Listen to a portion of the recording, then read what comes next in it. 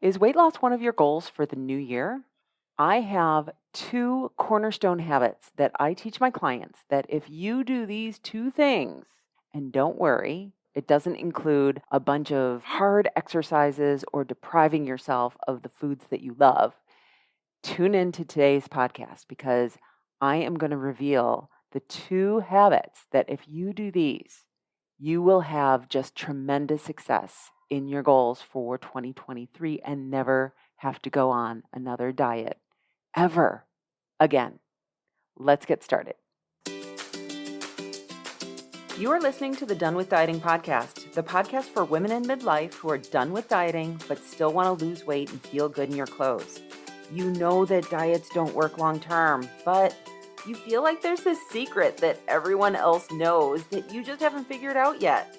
I am your host, Elizabeth Sherman, and I've helped hundreds of women get off the diet roller coaster, change their relationship with food, exercise, and their bodies.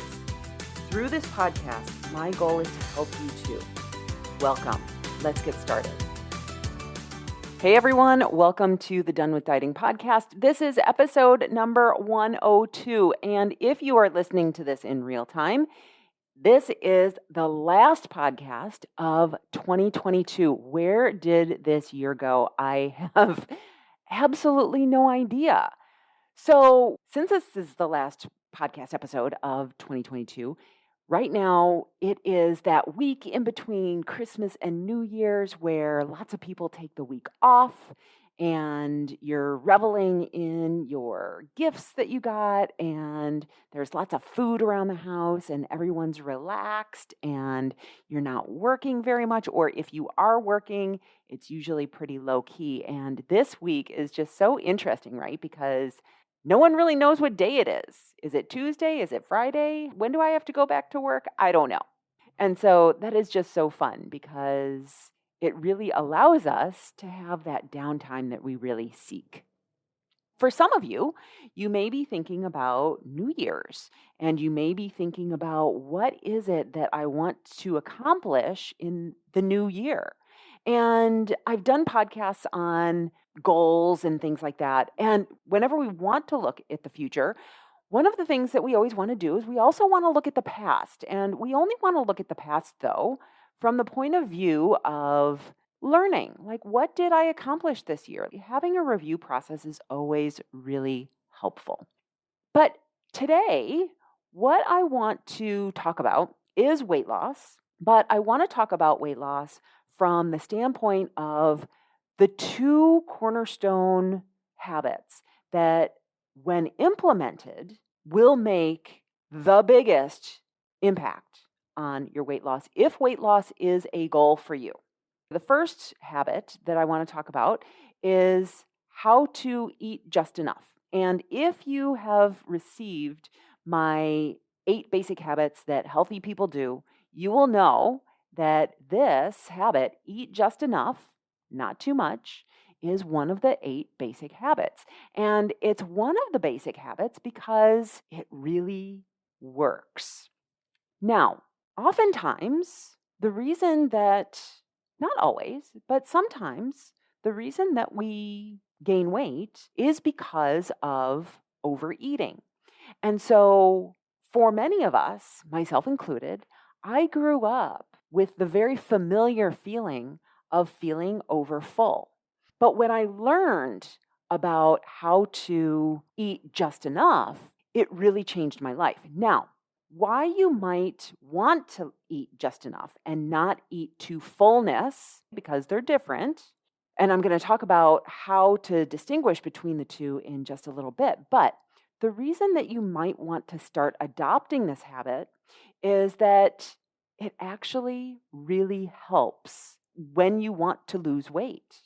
Think about that. I know that when I have paid attention to eating to satisfaction and then eating to fullness, like I can pack away a lot of calories, like thousands of calories.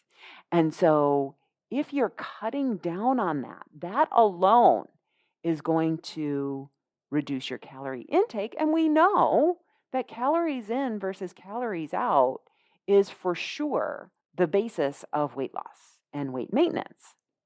So the first benefit is that it's going to lead to sustainable weight loss, but it will also help you to improve your appetite regulation due to just slower and being aware of your eating. And so by tuning into your hunger signals, what will happen is you will start to notice how you feel throughout the dinner, throughout the meal. If you're listening to Done with Dieting, you know that I am all about not following diets. And so when you follow this guideline of being able to eat what you want, but eating just enough, I 100% believe that your food will tell you how much is enough. So what it does is it cuts down on the amount of external rules that we have to pay attention to. Eat this, don't eat that, right? Can I have bread today? Can I have sugar? When you start paying attention to eating when you are hungry and eating enough so that you're satisfied, you no longer have to pay attention to all of those external rules. One of the things that it naturally does is it helps you to increase the awareness of what's happening in your body. It helps you to become aware of, am I really hungry? Or is what I'm doing, is it a craving? Or am I having an emotion associated with this? Like, why do I want to eat when I'm not hungry? What it does is it allows us to really dig into, what are my beliefs and what are my habits? Why am I wanting to eat when I'm actually not hungry? And so it connects you with your true nutrition needs, which no one externally can tell you what your nutrition needs are.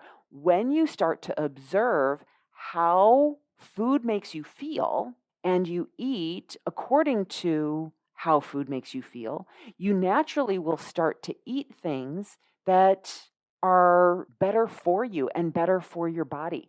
When you start to really pay attention to, what foods make me feel full? What foods help satisfy my hunger?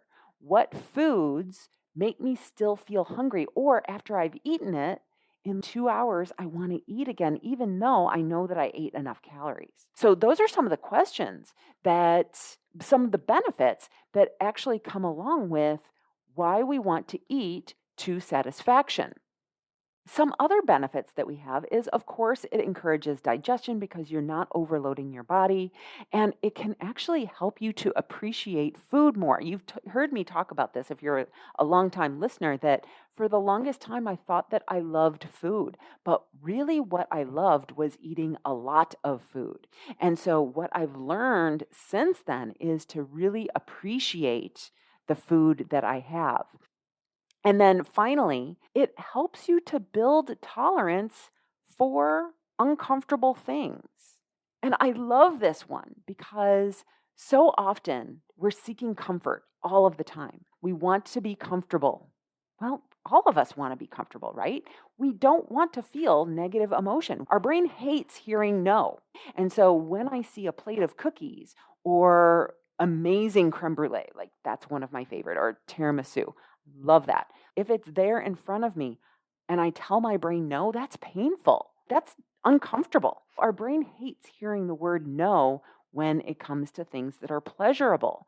But through having some slight discomfort, what it does is it allows us to be able to tolerate more and more discomfort. You've heard that meme that says growth occurs outside the comfort zone. Through not feeding ourselves every single time we have an urge, what that does is it creates discipline, it creates consistency. And so it's just leaning into that habit of being able to tell yourself, no, we're not going to have that right now. Not such a terrible thing.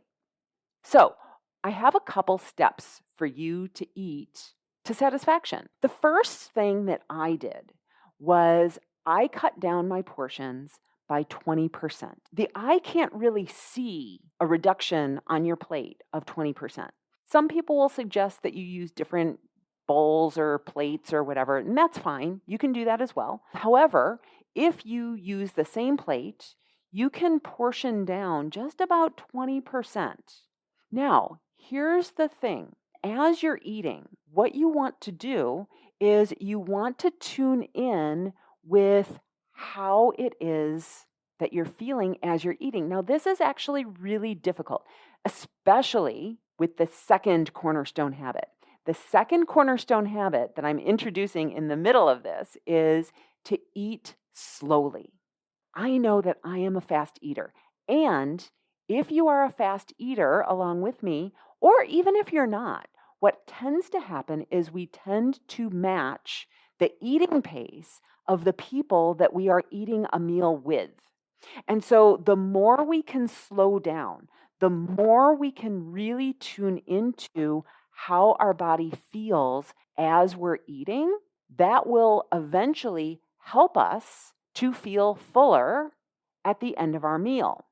So what that means is as you're eating, you put the fork down and you take a sip of water maybe, or you just observe what's happening around me.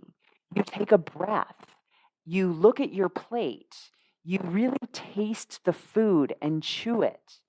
There are lots of different ways that you can slow down, but ultimately what we want to do is we want to increase the amount of time that we're eating from 5 minutes or 10 minutes to 20 minutes or longer. Now, of course, it depends on what you're eating as to the length of time that that's going to take to eat. So things like tacos, for example, or hot dogs, those are pretty easy to wolf down, right? They go down very quickly. However, things like a large salad can take a really long time to eat. I know this because I have one every single day. And so eating a salad can really take a long time. The more you can stretch that meal time out, what happens is there are hormones that are secreted from your stomach that make their way up to the brain that tell you that you've had enough to eat. And so the longer you can spread out that meal time, the faster, not really, but the more time you give your body to be able to register, oh, I've eaten enough. So the two cornerstone habits that are really going to help you are eating just enough, not too much, and eating slowly. Now, you've already portioned out less food onto your plate. And now the next step is, again, to check in with yourself. So many of us grew up with the Clean Plate Club. We want to finish everything on our plate. If this is you, what I'm going to invite you to do is I'm going to invite you to really do that first step, because it's going to be more difficult for you to stop eating in the middle of your meal when there's food on your plate, because you have been conditioned to eat everything on your plate, regardless of whether you are full or not, whether you are satisfied, especially if there's like 2 or 3 bites left, right? Like we don't want to just throw that away. We're like, oh, it's not that much, I'll just eat it, right? But those 3 bites can really make a difference over time. So again, if this is you, if you are part of the Clean Plate Club, I'm going to invite you to actually, once in a while, just try to leave 1 or 2 bites on your plate. It's going to be uncomfortable, especially getting into why is that difficult. For some of us, we look at the food that's on our plate or leftovers as money. And so really being able to tease apart, well, why am I unable to leave food on my plate? What does that represent to me? And we can get into that with coaching if that's something that is really difficult for you. And it's something that I do talk with my clients a lot about, both in the Feel Good Sisterhood as well as in my one-on-one private coaching practice. So if this is something that you really struggle with, I'm going to invite you to schedule a consult with me where we can figure out which program is best for you, group coaching or one-on-one. But when you feel that you've eaten just enough and it's not too much, then what you want to do is you want to stop eating. Now, One thing that I've noticed with many of my clients and myself is that our body gives us a tell. For some, not everybody, but for some, what happens is you might sit back in your chair, or you might take a big breath, or you might put your fork down. Notice what happens when you do that. And if you continue to eat, then you'll notice that you probably have overeaten then at the end of the meal. Now, why we want to eat just enough and not too much is that, again, going back to that idea that it takes about 20 minutes for the signals to go from your stomach to your brain to tell you that you've had enough food. What happens is we want to draw that out, but then if we've had just enough, so we're not full, but we've had just enough, what will happen then is in 20 minutes, we will feel full. So what we're trying to do here is if we eat to fullness, then what happens is in 20 minutes, we feel overfull. What we're trying to do is we're trying to preempt feeling overfull by eating just a little bit less than we think we want to. Now, here's the thing. When you start to do this habit, you're not going to be really good at it because it's going to be something that is new for you. And what you might not know is how much is just enough. And unfortunately, I can't tell you how much is just enough.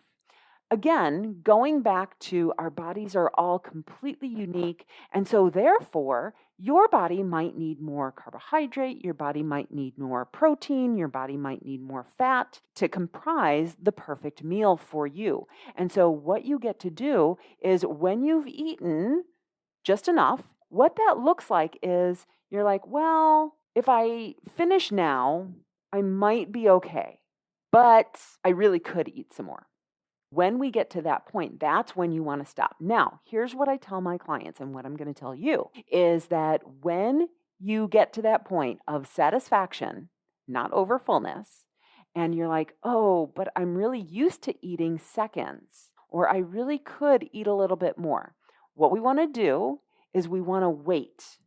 We want to wait 20 minutes. And if you're still hungry after 20 minutes, then of course, go eat. I never want my clients to be hungry. We're not on a diet here. We're just trying to have better eating habits. And this is one of the ways that we do that. We eat just enough and then we observe.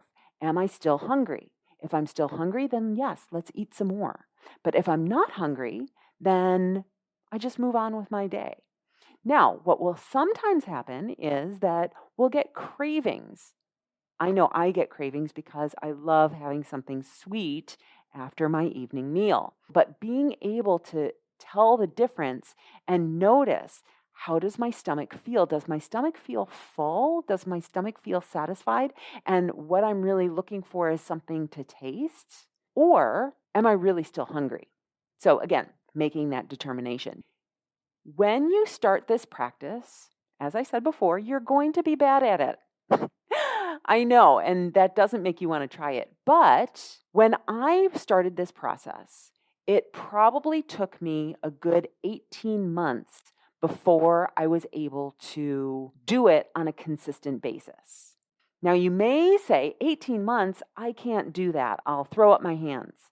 But if you keep doing it, what will happen is you'll eventually get there. As I've mentioned before, I still sometimes overeat. However, what will happen in this process is that because you're eating smaller amounts, overeating at this point is going to be far less impactful as it would be at the beginning of you starting this process. So, what to do if you do find yourself overeating or if you have overeaten? One thing is do something physical. Get out and move. What that'll do is it will help you to feel better because there's nothing that feels worse than having that belly and just feeling like you've overdone it and then sitting down and just feeling awful, right? The more you can move And it's not about working off the calories, but getting your body moving so that it can spur on digestion. It can use up some of that energy that you've taken in. The other thing that I'm going to recommend that you do is really become reflectful and notice how it feels when you've overeaten. It doesn't feel good. We think it feels good. We think it feels familiar. And it might feel familiar, but it really doesn't feel good. And the more you get out of the habit of overeating and getting to eating just enough, the more overeating will be a negative reinforcement for you. Now, the very last piece that I want to suggest, as I said before, it took me about 18 months to get to a point where I was regularly eating just enough and not too much. And what I don't want to happen is I don't want you to beat yourself up. I don't want you to use this as evidence of why you can't be successful. What we want to do is at the very beginning, right now, if you've never done this before, what I want you to do is I want you to observe how often you are currently overeating. And over time, every single time you overeat, mark it down on your calendar. And what I want you to observe is that over time, as long as your overeating becomes less, then you are winning. And so that last piece is actually really important because I think that what tends to happen with us as humans is that we think that, well, now that I've done it once, I'm naturally going to be successful forever. Okay, I've turned this corner and I'm no longer an overeater anymore. What can happen is we can believe that we aren't making any progress just because we've had one day of overeating. But when you look at it over the period of time, so maybe at the beginning, you're overeating 90% of the time, but then in a month or two, you're only overeating 50%. And so what our brain will look at is, yeah, but I'm overeating 50% of the time. Well, okay, maybe, but you're overeating a lot less than you were before. And that's what we want to focus on. We want to focus on where we started and where we are right now versus where we are overeating 50% of the time to never. So that's my very last tip for you. Now, again, in summary, what I want to say is that the two cornerstone habits that if you are someone who wants to lose weight in 2023, what I'm going to suggest is that you adopt these very simple but not easy to do habits. One is eating just enough, not too much. And the second one is slowing down your eating so that it takes longer for you to eat your meals. These two habits are really going to make a world of difference for you. And if you try them and you find that you're really struggling with them for whatever reason, again, I am going to recommend that you reach out to me and schedule a consult call so that we can make sure that you are successful in 2023 and that 2023 is the very last year that you have weight loss on your goal sheets. So let's get that off of there so that you never have to diet again. That's what I have for you today. Have an amazing week, everyone, and I will talk to you next time. Bye-bye. Hey, thanks for listening. If you're done with dieting and would like to work with me as your coach, I'd love to invite you to reach out to myself and my team to ask about programs and pricing. Go to elizabethsherman.com/contact to get started today. I can't wait to hear from you. See you next week.